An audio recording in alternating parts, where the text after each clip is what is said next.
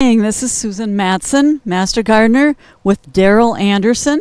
This morning we are in Raymond. Daryl has completed an interesting project that we're going to take a look at. It's something that the average person in this area can probably put together. We'll look at the finished product first. Place to put your plants, makes an interesting planter. We also will be at the fair next month, and Daryl will be bringing his planter there. It's made out of a pallet, and he'll show in a few minutes how it has gone together. Another thing to remember is that at the fair, in our booth, we will have the Scarecrow Contest this year. So again, if you're interested in making a scarecrow and contributing it, we will be at the fair booth with it. With those, and you can vote on the best scarecrow. Our theme this year is Garden Party. We'll have some tables available in the booth for people who want to sit around. We'll have plants as usual, and it's a good chance to ask questions for our master gardeners who will also be there to take care of questions. So I will pass this on to Daryl, and he can talk a little bit about some of the plants, and we'll show you the planter behind us. Good morning. We have a committee that works with the Master Gardeners that plans the fair. And one of the things we talked about early on was doing a pallet garden. And so I went to a class up at Thompson Nursery up near St. Joseph. And they had a lady who gave a demonstration on how to make a pallet garden. Now, hers was a little more involved than mine. I tried to make it rather simple so that we could at least try it out. And we will bring this to the fair so that people can look at it. Now, the one I've completed here, I have put in different plants. The ones that seem to be doing the best right now are the kale. So I have some kale. I do have some cabbage. I planted a tomato, which has gotten a little bit overgrown. I'm going to have to stake it up before I take it to the fair. But it is a cherry tomato. And I do have some peppers. And then I put in some flowers, namely petunias and some blue salvia. The demonstration that was given up at Thompson's, the lady had two pallets which were nailed together and actually made an upside down V. So it'd be like this one, and then there was another one on the back. And she had only flowers in hers. When you make these, it's important that you put some kind of a barrier on the back so that the soil does not leak out of it, and that you also put some support. So we'll talk about putting a board on the back to support the pallet garden. With these, you could lay them flat and have like cool weather crops like lettuce, kale, Swiss chard. You could do peas in here. And probably I would avoid doing crops that have deep roots like carrots or parsnips.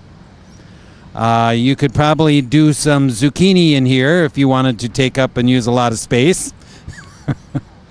So I think it's probably as varied as you want to make it. So whatever you think you can grow in here, other than I would say root crops, I think you would be able to do. All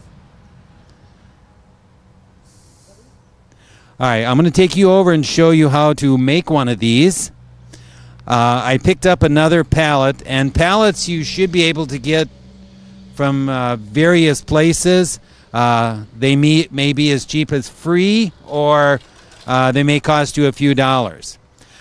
This one I picked up is a little bit smaller than the one that I used to make the garden, and I probably would take off a couple boards here because you do not have a lot of space to do a garden, but if you wanted a smaller one, I would probably leave it.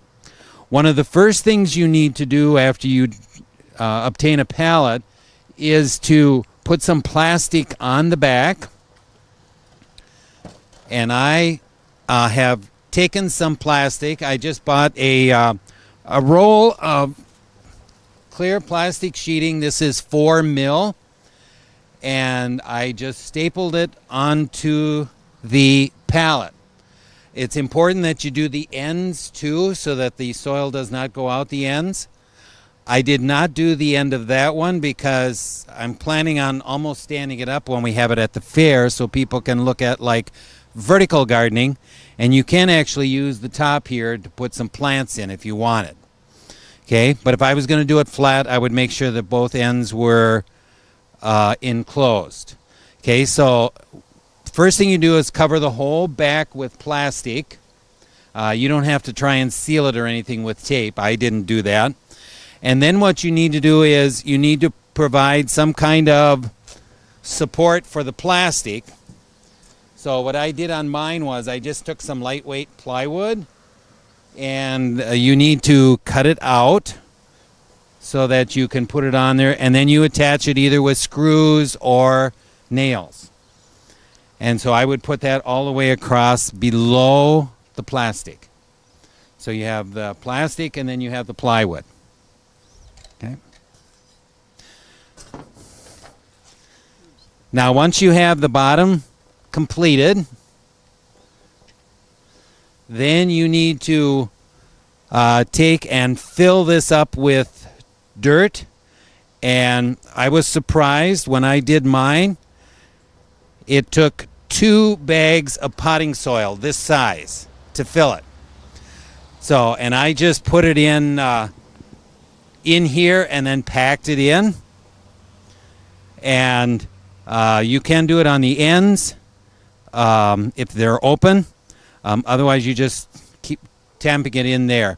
Once you've got this filled with the soil, then you can start doing your plants. Now, you can either plant seeds. For example, if you're doing green beans, I would plant the seeds. If you were doing things like cabbage or tomatoes or peppers, then you can put the plants in there.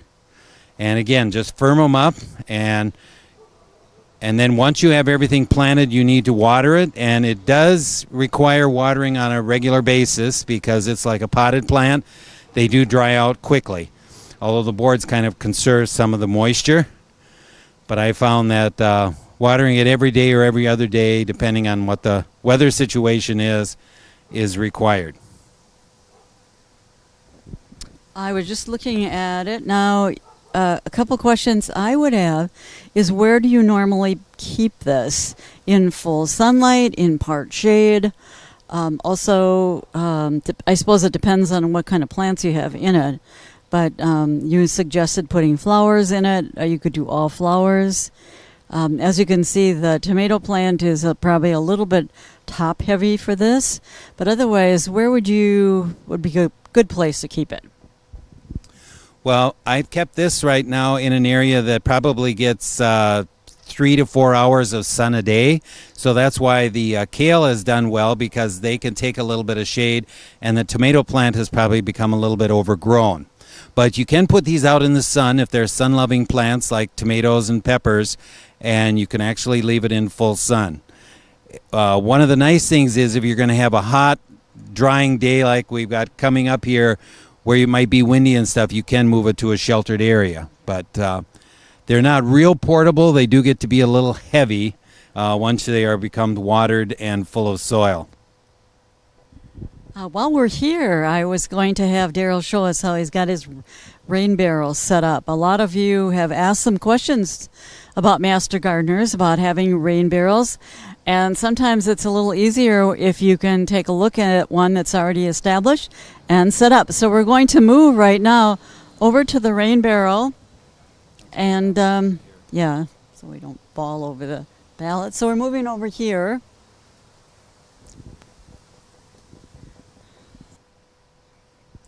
Okay, we're over here by a rain barrel that is set up to manage rainwater that comes off of the roof through a downspout and into the screen that covers it. Now, maybe Daryl could give us a few insights into the composition of a rain barrel that you buy.